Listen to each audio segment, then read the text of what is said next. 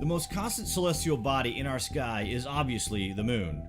We almost take it for granted that it has been there, well, forever. But what if it has not always been there? Did it somehow get spun off from the Earth? Was it roaming through the solar system before being grabbed and forced to forever encircle us? Or did something altogether apocalyptic happen to bring it into being? In the Bible and most other ancient and religious texts, it is said there was a flood and there was an ark. This brought about a cleansing of the earth, supposedly deliberately by God, to rid this planet of the interbreeding between the watchers and the women of earth, the ark being the salvation of humanity during this epic period. But what is it that caused the flood? Could a comet strike, for example, have caused a worldwide flood? It would need to be some size of comet, but would that alone create a global flood? In computer simulations, we assume this is possible, but just like throwing a stone in the sand, it causes upheaval. It is unclear if it would be global. Sure, a comet would cause an extinction-level event to a certain degree, but would it displace enough water to the point that ancient places would become permanently under so much water that it is hard to reach such depths even today? Or could there have been another event to move the Earth and cause all the oceans to move to other locations? Look at how much water is on the Earth. It is entirely possible that there are massive ruined cities underneath the waves at great depths in the hardest to reach parts of our oceans. The answer may be altogether more obvious and practically staring us in the face. It is foretold, for example, that the moon has not always been part of Earth's system, that the moon was placed where it is today by some ancient, unknown force, giving the Earth its tilt, moving the waters suddenly and cataclysmically, and creating a more stable Earth system and that of seasons and tides to better sustain future life, or the life we see today, as it were. Noah was given 120 years or so to build the ark. Was this the time scale for the repurposing of the moon to become the satellite to the earth? It is stated in Genesis that the Lord said, "My spirit shall not strive with man forever, for he is indeed flesh, yet his days shall be 120 years." You would have to logically think that to have warned in advance of something to come would mean he was waiting on the arrival of something that was coming from afar. Why not just carry out the threat there, and then if he had the power? Of course, it is not that simple. Wait till you hear this. The rhythm of the moon's phases has guided humanity for millennia. For instance, calendar months are roughly equal to the time it takes to go from one full moon to the next. Moon phases and the moon's orbit are mysteries to many. For example, the moon always shows us the same face. That happens because it takes 27.3 days both to rotate on its axis and to orbit Earth. We see either the full moon, half moon, or new moon because the moon reflects sunlight. And by the way, it is bigger than Pluto, who in itself has 5 moons. Crazy, right? There are various theories about how the moon was created, but recent theories suggest it formed when a huge collision tore a chunk off Earth away. The leading explanation for how the moon formed was that a giant impact knocked off the raw ingredients for the moon off the primitive molten Earth and into orbit. Scientists have suggested the impactor was roughly 10% the mass of Earth, about the size of Mars. However, rock samples that returned with Apollo astronauts from the moon indicate that the Earth and the moon are not one and the same, meaning the moon came from elsewhere. That brings us to the well-established theory that the Nibiru system collided with a planet that was between Mars and Jupiter, smashing half of it to pieces, creating the asteroid belt. The other half was captured in Earth's gravitational field, giving us the moon. The Sumerians do speak about this planet Nibiru and the collision that took place, and unlike other so-called scientific theories, this one is documented. They even speak of the inhabitants of the planet, which, as you know, are referred to as the Anunnaki. So this sort of theory does hold more precedence compared to the understanding of the moon always having been there, and it also would explain the greatest enigmas in that of the ancient lost civilizations and the Great Flood. To further interpret the Genesis warning, we must also conclude what Nibiru was, and how the Anunnaki were able to create such destruction and accurately park the moon in Earth's orbit. So Nibiru is described in Sumerian Sanskrit texts as the wandering planet. The Anunnaki are the inhabitants, and the moon, known as Tiamat, apparently came in the tail of a great comet. To us, it sounds like Nibiru is some sort of spaceship with a huge weapon for these kinds of undertakings. And the tail of the comet was in fact the spacecraft bringing the moon. And get this, in the religion of ancient Babylon, Tiamat is a primordial goddess of the Salt Sea, mating with Abzu, the god of freshwater, to produce younger gods. She is the symbol of the chaos of primordial creation. She is referred to as a woman and described as the glistening one. It is suggested that there are two parts to the Tiamat mythos. The first, in which Tiamat is a creator goddess through a sacred marriage between salt and fresh water, peacefully creating the cosmos through successive generations. In the second, Tiamat is considered the monstrous embodiment of primordial chaos. Some sources identify her with images of a sea serpent or dragon.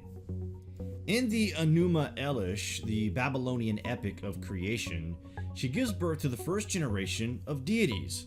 Her husband Apsu, correctly assuming they are planning to kill him and usurp his throne, later makes war upon them and is killed. Enraged, she too wars upon her husband's murderers, taking on the form of a massive sea dragon. She is then slain by Enki's son, the storm god Marduk, but not before she had brought forth the monsters of the Mesopotamian pantheon, including the first dragons, whose bodies she filled with poison instead of blood. Marduk then forms heavens and the earth from her divided body. This is a direct reference to both the creation of the moon and the Great Flood epic. It is also notable that it was Enki who warned Noah of the impending flood that led to the savior of humanity and allowed our survival. It is absolutely astonishing to think that these events were documented thousands of years ago and can literally all be connected through interpretation. So there was a time before the moon. This is the time of Atlantis and the great builders. The before time. Before what? Well, before the moon and the flood. In ancient legend, it is foretold that of these events took place. They were not telling stories, they were telling history, trying to speak about things that happened and keep it alive. They tell us there is no proof for such things to have happened, yet it is documented. And if we are to believe this rather than believe the scientific theories, then it is notable to consider that everything suddenly starts making sense. The moon is anomalous, all right, because it didn't form naturally with the Earth. It came from somewhere else, probably between Mars and Jupiter. We don't ever see 40% of the moon. The so-called dark side is unseen by humankind. There have been some strange goings on reported during the Apollo program, in particular during a radio blackout as the astronauts orbited across this unknown area. The NASA transcript of that conversation may blow your mind. Check this out.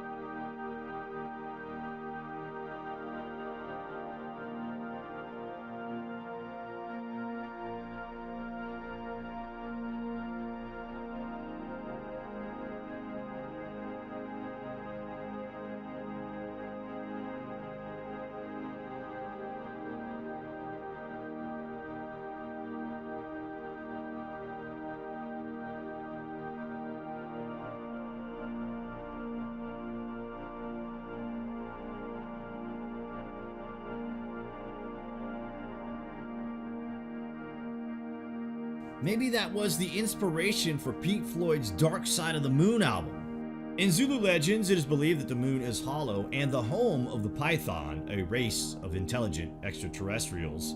The legend states the moon was brought here hundreds of generations ago by two brothers, Wawani and Mpanku, who were the leaders of these extraterrestrials. The two were known as the Water Brothers, and they both had scaly skin like a fish. This tale is very similar to the Mesopotamian and Sumerian accounts. The Zulu legends tell of how Wawani and Mpanku stole the moon in the form of an egg from the great fire dragon and emptied out the yolk until it was hollow. Then they rolled the moon across the sky to the earth, which brought about cataclysmic events on this planet that ended the golden age of the past.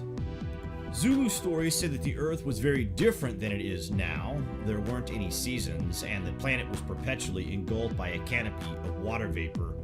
People did not feel the strong glare of the sun that we do now, and they could only see it through a watery mist. The water canopy fell to the earth as a cataclysm of rain when the moon was put into place in the earth's orbit. This is symbolized in the Bible when it rains for 40 days and 40 nights. The arrival of the moon and the Anunnaki changed everything on Earth. It modified the Earth's rotation and angle. The Earth turned over on its axis as we are upside down, as the legend says, and brought more powerful tidal systems that once had been much calmer.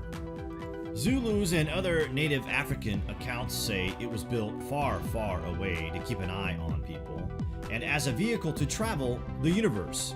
Zulus say that the great mothership is the moon, and that's where they escaped to during the cataclysm of the Great Flood, which they had caused by manipulating the moon and creating other cosmic events. In this sense, the Zulus are suggesting that the Great Ark was not a boat, but a space-going vessel. In July 1970, two Russian scientists published an article in the Soviet journal Sputnik entitled, "Is the Moon the Creation of Alien Intelligence?" They advanced the theory that the moon is not a completely natural world, but a planetoid that was hollowed out in the far reaches of space by intelligent beings possessing a technology far superior to ours, using a comet to tow it to the Earth. Huge machines were used to melt rock and form large cavities within the moon, spewing the molten refuse on the surface. Protected by a hole-like inner shell plus a reconstructed outer shell of metallic rocky junk, this gigantic craft was steered through the cosmos and finally parked in orbit around the Earth. Plus, the moon is far older than previously expected. The oldest age of the Earth is estimated to be 4.6 billion years old. Moon rocks were dated at 5.3 billion years old, and the dust upon which they were resting was at least another billion years older. On March 7th, 1971, lunar instruments placed by the astronauts recorded a vapor cloud of water passing across the surface of the moon. The cloud lasted 14 hours and covered an area of about 100 square miles. The moon's crust is much harder than presumed. Remember the extreme difficulty the astronauts encountered when they tried to drill into the Maria. Surprise! The Maria is composed primarily of ilmenite, a mineral containing large amounts of titanium, the same metal used to fabricate the hulls of deep diving submarines and the skin of the SR-71 Blackbird. Uranium-236 and Neptunium-237, elements not found in nature on Earth, were discovered in lunar rocks. So was rough-proof iron particles. It is from these discoveries that countries around the world have set out to explore asteroids. Our moon is the only moon in the solar system, and indeed in the universe, from which we have observed to date, that has a stationary, near-perfect circular orbit. Stranger still, the moon's center of mass is about 6,000 feet closer to the Earth than its geometric center, which should cause wobbling. But the moon's bulge is on the far side of the moon, away from the Earth. And that means that something had to have put the moon in orbit with its precise altitude, course, and speed, further supporting the idea that the moon came to Earth and caused the ancient cataclysm. We will leave it at that for now, guys. You can let us know in the comments what you are thinking. And also check out our latest t-shirt designs. We'll be doing the hoodie giveaway for the end of November, so please watch out for that. As always, thank you That for music watching. even sounds outer spacey, doesn't it? Do you hear that? That whistling sound? Yeah. Woo! Look at your... Yeah, it sounds like, outer space type music. Hey, Tom, is your insulation all burned off here on the front side of your window over here? Right? Yeah. Mine's all burned off. Heading out here, where are you, John?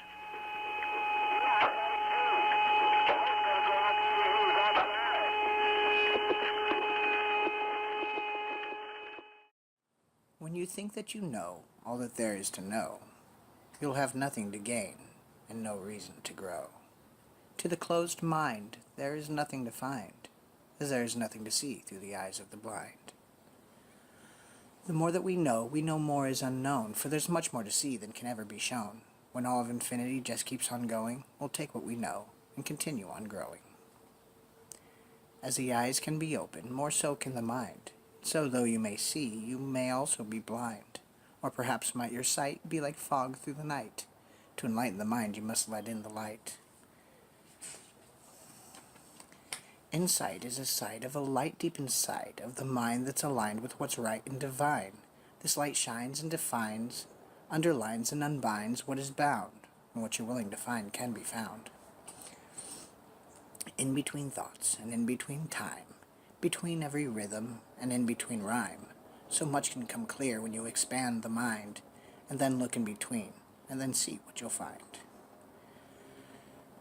Grasp a great vision as it flies through the air. Such a brainstorm of wonders are waiting up there. Take hold of this image, let it mold to your mind, from an infinite flow of ideas to find.